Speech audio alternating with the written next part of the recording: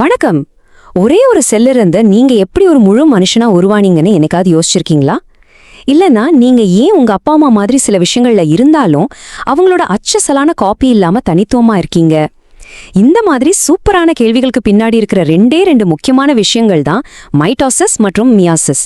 வாங்க அத பத்தி தான் நம்ம இன்னைக்கு ஆழமா பார்க்க போறோம். பாருங்க, இந்த 2 கேள்விகளும் தான் வாழ்க்கையோட அடிப்படையே. ஒன்னு நம்மள உருவாக்குது, இன்னொன்னு நம்ம சந்ததியை உருவாக்குது. வாங்க இந்த 2 பிரம்மாண்டமான செயல்பாடுகளுக்கு பின்னாடி இருக்கிற அறிவியலை ரொம்ப சிம்பிளா புரிஞ்சுக்கலாம். நாம இத 5 பகுதியா பிரிச்சு பார்க்க போறோம். முதல்ல இந்த செல் பிரிவுகள் ஏன் தேவைன்னு பார்ப்போம். அப்புறம் மைட்டாசிஸ் மியாசிஸ் பத்தி தனித்தனியா புரிஞ்சுக்கலாம். அதுக்கப்புறம் 2க்கும் உள்ள வித்தியாசங்களை பார்த்துட்டு கடைசியா வாழ்க்கையோட இந்த இரட்டை உத்தி எப்படி வேலை செய்யுதுன்னு முடிக்கலாம். சரி, வாங்க முதல் பகுதிக்குள்ள போலாம். நீங்க ஒரு செடியா இருக்கலாம், விலங்கா இருக்கலாம், இல்லனா ஒரு மனுஷனா இருக்கலாம். ஆனா உங்க செல்கள் 2 முக்கியமான வேலையை செஞ்சே ஆகணும். ஒன்னு உங்களை வளர்த்து பழுது பார்க்கணும், இன்னொன்னு உங்க இனத்தை அடுத்த கட்டத்துக்கு கொண்டு போகணும். இந்த 2 சவால்களையும் வாழ்க்கை எப்படி ஹேண்டில் பண்ணுதுன்னு பார்க்கலாம். ஒரு பக்கம் பாத்தீங்கன்னா நம்ம வளரணும், உடம்புல காயம் ஏற்பட்டா அதை சரி செய்யணும். இதுக்கு நமக்கு அச்சு அசலா ஒரே மாதிரியான செல்கள் தேவை. இன்னொரு பக்கம் ஒரு புது உயிரை உருவாக்கணும். அதுக்கு ஜெனட்டிக்கலா வித்தியாசமான தனித்துவமான செல்கள் தேவை. இந்த 2 வெவ்வேறு தேவைகளுக்கும் இயற்கை 2 அட்டகாசமான தீர்வுகளை வச்சிருக்கு. அதுதான் மைட்டோசிஸ் மற்றும் மியாசிஸ். முதல்ல மைட்டோசிஸ். இதை நம்ம உடம்போட பெர்ஃபெக்ட் போட்டோகாப்பியர் அப்படின்னே சொல்லலாம். அதோட ஒரே வேலை எந்த மிஸ்டேக்கும் இல்லாம அப்படியே அச்சசல காப்பி அடிக்கிறது தான். மைட்டோசிஸ் நம்மளோட உடல் செல்கள்ல, அதாவது சொமேட்டிக் செல்கள்ல நடக்கிற ஒரு செயல்முறை. இப்போ யோசிச்சு பாருங்க, உங்க கையில ஒரு காயமாகுது. அந்த இடத்துல புதுசா தோல் வரணும்ல.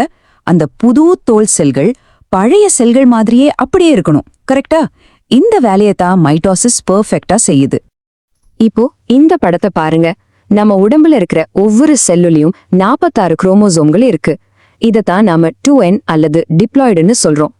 மைட்டோசிஸ்ல என்ன நடக்குதுன்னா, இந்த 2n தாய் செல் ஒரு முறை பிரிஞ்சு அதே 46 குரோமோசோம்களோட 100% ஒரே மாதிரி இருக்கிற 2 செல்களை உருவாக்குது. ஒரு தப்பு கூட இருக்காது, ஒரு பிழை கூட வராது. அச்சசலான ஒரு காப்பி. அப்போ மைட்டோசிஸோட முக்கியமான வேலைகள் என்னன்னா, ஒரு சின்ன குழந்தைய வளர வைக்கிறது, நம்ம உடம்புல ஏற்படுற காயங்களை சரி செய்யறது. யோசிச்சு பாருங்க, இந்த ப்ராசஸ் எவ்வளவு துல்லியமா இருக்கணும்னு.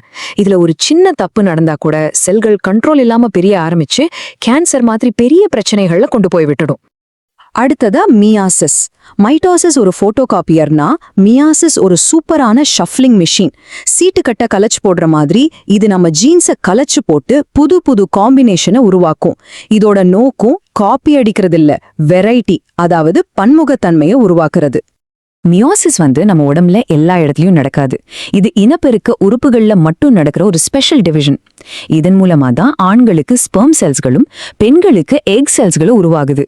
இதோட முக்கியமான வேலையே குரோமோசோம் எண்ணிக்கைய பாதியா குறைச்சு புது புது ஜெனடிக் காம்பினேஷனை உருவாக்குறது தான்.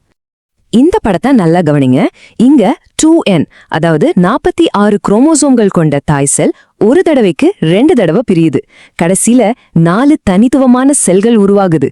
ஆனா ஒவ்வொன்னுலயும் தாய் செல்ல இருந்த மாதிரி 46 குரோமோசோம்கள் இருக்காது. அதுல பாதிதான், அதாவது 23 குரோமோசோம்கள் தான் இருக்கும். இத நாம n அல்லது ஹாப்ளாய்டுன்னு சொல்லுவோம். ஏன் பாதியா குறையுது? ரொம்ப சிம்பிள். ஏன்னா ஒரு குழந்தை உருவாகும் போது அப்பா கிட்ட இருந்து வர 23 குரோமோசோமும் அம்மா கிட்ட இருந்து வர 23 குரோமோசோமும் ஒன்னா சேரும்போதுதான் திரும்பவும் அந்த 46ங்கிற கணக்கு சரியா வரும். பாத்தீங்களா பயாலஜி எவ்வளவு ஒரு அழகான கணக்குன்னு? மியாசிஸோட உண்மையான பவரே அது உருவாக்குற இந்த ஜெனட்டிக் வேரியேஷன்ல தான் இருக்கு. இந்த மாற்றங்கள் தான், இந்த வேறுபாடுகள் தான் ஒரு இனம் மாறிட்டே வர உலகத்துல சர்வைவ் ஆக உதவுது. சொல்லப்போனா இதுதான் பரிணாம வளர்ச்சியோட என்ஜின். ஆனா அதே நேரத்துல இந்த காம்ப்ளெக்ஸான ப்ராசஸ்ல தப்பு நடந்தா அது டவுன் சிண்ட்ரோம் மாதிரியான சில மரபணு குறைபாடுகளுக்கும் காரணமாகிடுது. சரி, இது வரைக்கும் 2யும் தனித்தனியா பார்த்தோம். இப்போ வாங்க 2யும் பக்கத்துல வச்சு என்னென்ன முக்கியமான வித்தியாசங்கள் இருக்குன்னு பார்க்கலாம். அப்போதான் உங்களுக்கு ஒரு முழுமையான கிளாரிட்டி கிடைக்கும். ஒரு குவிக் ரீகேப். மைட்டோசிஸ் ஒரு டிவிஷன், 2 ஒரே மாதிரி செல்கள், குரோமோசோம் நம்பர் மாறாது. மியோசிஸ் 2 டிவிஷன், 4 வித்தியாசமான செல்கள், குரோமோசோம் நம்பர் பாதி. இதுதான் இதோட பேசிக் ஃபார்முலா. இந்த அட்டவணையை கொஞ்சம் நிதானமா பார்க்கலாம். முதல்ல இடம். மைட்டாசிஸ் நம்ம உடம்புல இருக்கிற எல்லா செல்களிலும் நடக்கும். ஆனா மியாசிஸ் இனப்பெருக்க செல்கள்ல மட்டும்தான். அடுத்து செல்களோட எண்ணிக்கை. மைட்டாசிஸ் 2 ஒரே மாதிரி செல்களை உருவாக்கும். மியாசிஸ் 4 வித்தியாசமான செல்களை உருவாக்கும். ரொம்ப ரொம்ப முக்கியமானது குரோமோசோம் நம்பர். மைட்டோசிஸ்ல தாய் செல்ல இருந்த அதே 2n குரோமோசோம்கள் அப்படியே இருக்கும். ஆனா மியோசிஸ்ல பாதியா, அதாவது எண்ணாக குறைஞ்சிடும். இதனால என்ன ஆகுதுன்னா, மைட்டோசிஸ்ல வர செல்கள் தாய் செல் மாதிரியே இருக்கும். ஆனா மியோசிஸ்ல வர செல்கள் முற்றிலும் புதுசா இருக்கும். கடைசியா நோக்கம். மைட்டோசிஸோட நோக்கம் வளர்ச்சி மற்றும் பழுதுபார்த்தல்.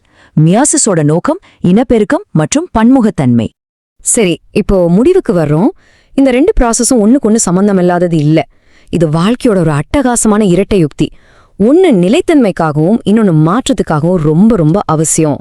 இந்த ஒரு வரி இந்த முழு தலைப்போட சாராம்சத்தையும் சொல்லிரும். ஆமா, நாம வளரணும், நம்மள நாம சரி செஞ்சுக்கணும்னா நமக்கு நகல்கள் தேவை. அத மைட்டாசிஸ் கொடுக்குது. ஆனா ஒரு இனமா நாம தப்பி பிழைச்சு அடுத்த கட்டத்துக்கு போகணும்னா நமக்கு பன்முகத்தன்மை தேவை.